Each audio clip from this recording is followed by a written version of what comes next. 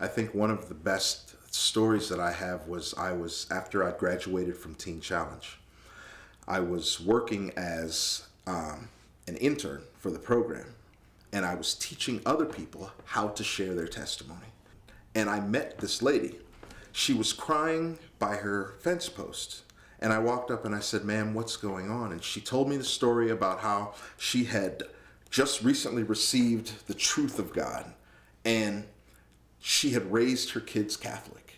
And there was nothing wrong with, raising them Catholic. But at this point now, she had a different relationship with God. Where I had gone through that whole process where it was ritual for me and not relationship. She had gone from this place of ritual now to this place of relationship and was trying to teach her kids this relationship. And there was this gap that started to create in her family. Her husband was angry with her. Her kids were angry with her. They wouldn't go to church anymore. And she asked me if I would pray with them. She asked me to pray that God would somehow make this situation better. Now, I had no clue what God would do to make this situation better. I didn't have any answers for her. So I said, yeah, I'll just pray with you and I'll hope that God fixes this.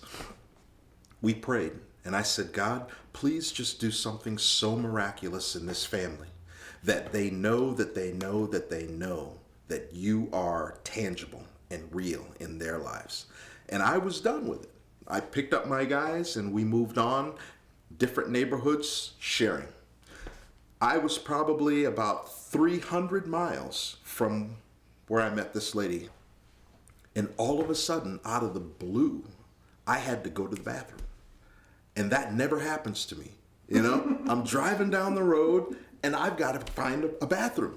And I am looking everywhere. I'm driving down streets and there's no place to stop the van and go and use the bathroom. All of a sudden, I see this gas station passing by me. So I turn the van around, pull into the gas station, and I run to the bathroom. Well, I come out, grab a bottled water, and I stand in line to get the water. There's an older gentleman in front of me, there's a lady behind him, and standing right in front of me is a girl whose hair is blue and pink.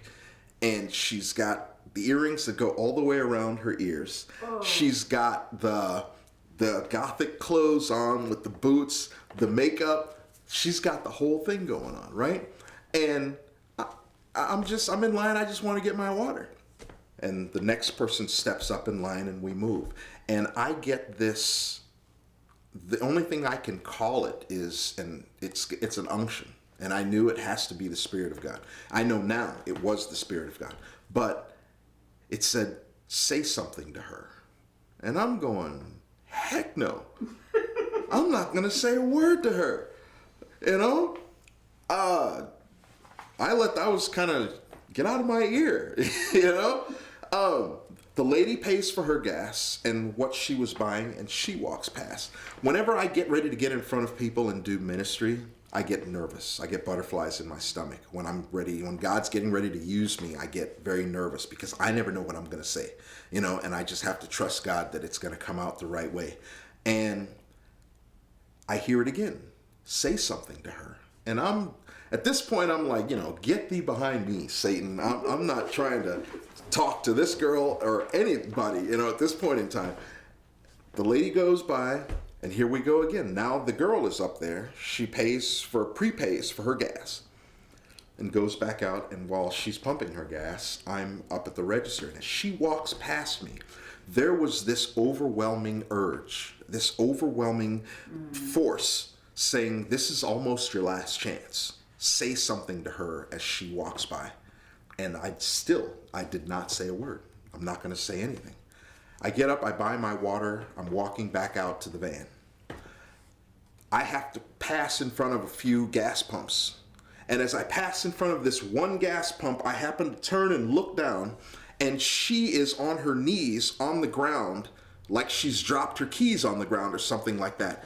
And I recognized the boots because I couldn't see the person in the car. I recognized the boots and I said, "That's that girl." And it hit me. This is your last chance. Say something to her.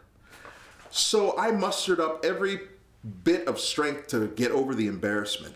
And I stepped up to her and I said, ma'am, my name is Selepri, and I'll be honest with you, I don't even know why I'm talking to you. And these were the exact words that came out of my mouth. I said, I don't know why I'm supposed to talk to you, but from the time I saw you, something's been telling me that I needed to say something to you. And I'm really sorry and I'm really embarrassed, but I'm just going to tell you that I believe God wants you to know that He loves you and there's a place for you in His kingdom. I said, do you even believe in God? She said, well, I believe I'm kind of agnostic. I believe that there's something out there, but maybe it's not for me. And I said, okay, but if this is God speaking to you, I said, He will confirm it through somebody that you know, so that you know that this conversation that you had was God trying to reach you.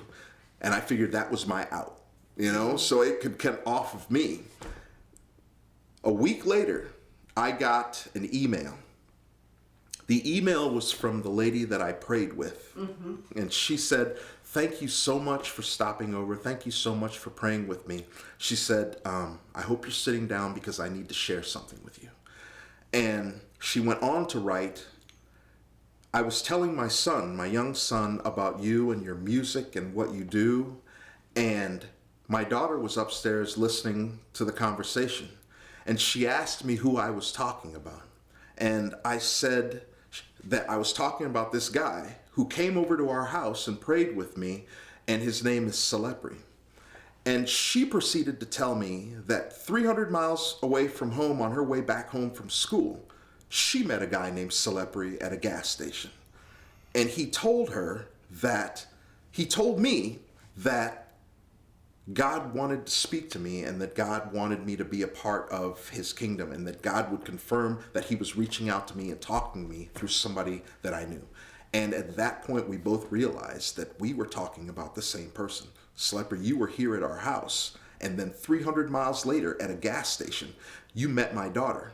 And I had no idea that that was her daughter. I'd never seen her daughter.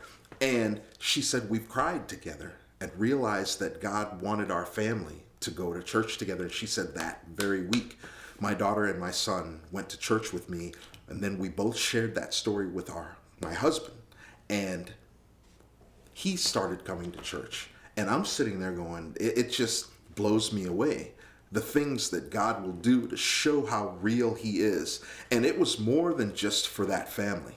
He did that for me.